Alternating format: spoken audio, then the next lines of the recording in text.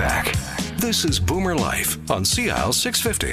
They call me Dr. Love. They call me Dr. Love. Well, that's Kiss, and they call me Dr. Love. Dr. Paul Zickler instead. Has anybody ever called you Dr. Love in your long 40-year career as a medical doctor?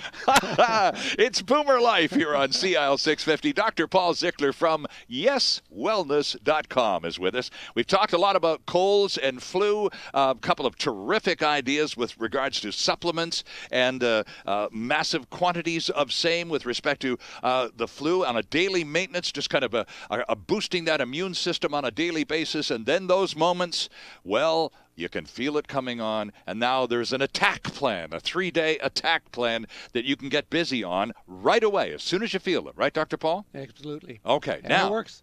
Sorry. And it works? Yes. Yeah. And it doesn't cost as much as that other stuff on TV. Let's talk flu shots here, Dr. Paul. It's that season. It's a controversial subject. Some people think, and I don't know if this is true or not. It's great to have a doc in the house. Some people think that when they give you the flu shot, they actually give you the flu, and then you're supposed to somehow or another absorb that into your body, and that's what makes you resistant because you're already carrying it. Is that true, or is that just some kind of wacky notion? Yeah, it's a wacky notion. Okay, but people believe that in massive quantities. Well, the thing is and you know that one of the side effects of a flu vaccine is that you can get upper respiratory infection or eye inflammation.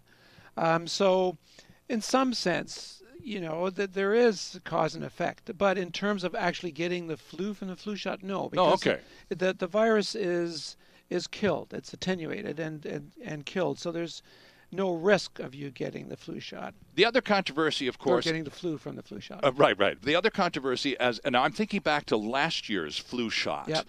And I get one every year, and I'll tell you why in a minute. But last year, it was said that at the end of the season, they were only about 30% effective in terms of addressing the flu possibilities that were out there, and that even this 2015 variety that's just coming on stream literally this week is said to be about maybe 50% effective in terms of addressing all of the possibilities out there. Now, a lot of people will say, look, 50% is half the risk reduced. Why would you walk away from that? What are your thoughts on this this ratio stuff?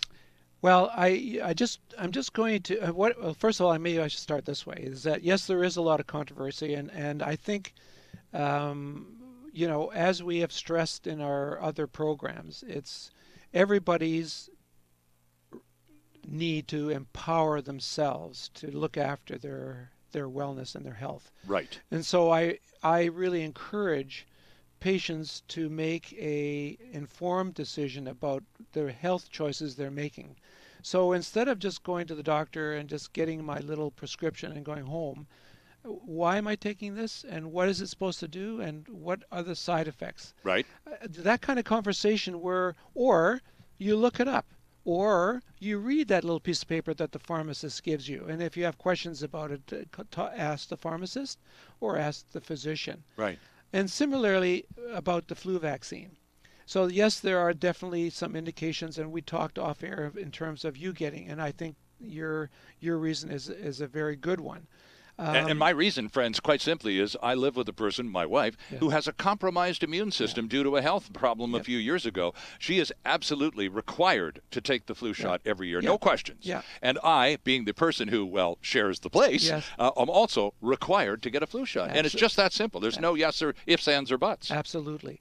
And so really, I recommend you to discuss it with your physician and have questions ready for him. But a lot of people are just going to go, oh, flu shot season. I guess I'll just go down to the drugstore and the pharmacist will give me one, maybe charge me $10, maybe not.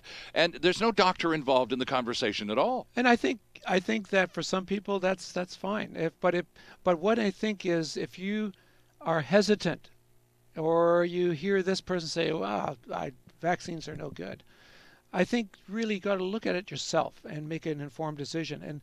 And really what I want to do is to give you some of the other evidence we don't hear on a daily basis. Please do. And then you have to sort of make an informed decision about whether you individually are appropriate to have that flu vaccine. Well, if you look, you alluded to last year, and that was the 2014-2015 flu vaccine. Right. And what happened was that one of the influenza viruses mutated through the flu season and made the flu vaccine, which was maybe 50% at the beginning Right. effective, much reduced. So in January of 2015, Right. the effectiveness was 23% Okay. in adults. By February, it was 19%. Mm. And in children, in February, it was only 15%. So then when you start looking at the risk of side effects, some of which can be quite serious, approaching 10 to 15%, the risk-benefit ratio isn't very big. Right. And so I think that people can make an informed decision. Well, am I worth the 5% risk or improvement of not getting the flu as opposed to the 15% risk that it could have some side effects? And that's where you want to make that decision. And at what point does age factor into making a good informed decision, Dr. Paul? Well, the age, of course, unfortunately, we're straddled with chronic illnesses like diabetes, heart disease, strokes, and etc. So these chronic diseases make you more prone to get the disease. Okay. But at the same time, if you're healthy adult, a senior, Right. you may not necessarily have to get the flu shot. Okay. Because the risks are a little bit higher. And the benefit of the normal dose vaccine has been doubled to make it as effective in oldsters as in youngsters. Oh. And so that also increases your risk of side effects. So again, ask questions. It's just not be an informed consumer, a healthcare consumer. It's nothing wrong with asking your doctor or pharmacist why. Why? And what are the potential side effects or negative consequences. It's your health, and you're a big proponent of the empowered health consumer. Yeah, exactly. And one fantastic resource for health consumers right across Canada, let alone here in British Columbia, friends, is YesWellness.com. Dr. Paul Zickler he's the medical director there. He blogs weekly, if not daily, several times every week. Lots of incredible information and terrific links. If they don't have the answer, they'll provide a link that will get you to the answer. It's a wonderful resource. Dr. Paul Zickler, we're fresh out of time, sir, and I can't believe this hour has gone by as quickly as it has. It has. Thanks so much. We'll see you again soon. I'd love to be here. And stay healthy in the meantime. We'll catch you next time right here on Boomer Life.